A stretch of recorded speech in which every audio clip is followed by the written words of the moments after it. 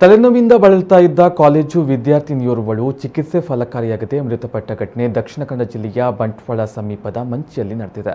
ಮಂಚಿ ಗ್ರಾಮದ ಮಣ್ಣಗುಳಿ ನಿವಾಸಿ ರತಿಕುಲಾಲ್ ಅವರ ಮಗಳು 20 ವರ್ಷದ ಭವ್ಯ ತೀವ್ರವಾದ ತಲೆನೋವಿನಿಂದ ಮೃತಪಟ್ಟ ಯುವತಿಯಾಗಿದ್ದಾಳೆ.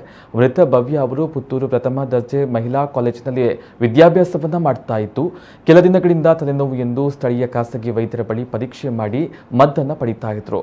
ಆದರೆ ಆದಿತ್ಯವಾರ ರಾತ್ರಿ ಸುಮಾರು 7 ಗಂಟೆಯ ವೇಳೆಗೆ ತಲೆನೋವು ಕಾಣಿಸಿಕೊಂಡು ವಾಂತಿ ಮಾಡಿದ್ರು. ರಾತ್ರಿ ವೇಳೆ ತಲೆನೋವು ಜಾಸ್ತಿಯಾಗಿ ವಾಂತಿ ಮಾಡ್ತಾ ಇದ್ದ ಭವ್ಯಳನ್ನ ಮುಂಜಾನೆ ಸುಮಾರು 4 ಗಂಟೆಯ ವೇಳೆಗೆ ಬಂಟ್ವಾಳ ಸರ್ಕಾರಿ ಆಸ್ಪತ್ರೆಗೆ ಕರೆದುಕೊಂಡು ಬಂದು ವೈದ್ಯರು ಪರೀಕ್ಷೆ ಮಾಡಿ ಹೆಚ್ಚಿನ ಚಿಕಿತ್ಸೆಗಾಗಿ ಮಂಗಳೂರು ವೆನ್ಲಾಕ್ ಆಸ್ಪತ್ರೆಗೆ ಕಳುಹಿಸಿಕೊಡಲಾಗಿತ್ತು. ಆದರೆ ವೆನ್ಲಾಕ್ಗೆ 108 ಆಂಬ್ಯುಲೆನ್ಸ್ನಲ್ಲಿ ಸಾಗಿಸಲಾಯಿತಾದರೂ ದಾರಿ ಮಧ್ಯೆ ಭವ್ಯ ಅವರು ಮೃತಪಟ್ಟಿರುವ ಬಗ್ಗೆ ವೈದ್ಯರು ತಿಳಿಸಿದ್ದಾರೆ. ಬಂಟ್ವಾಳ ಗ್ರಾಮಾಂತರ ಠಾಣೆಯಲ್ಲಿ ಪ್ರಕರಣ ದಾಖಲಾಗಿದೆ.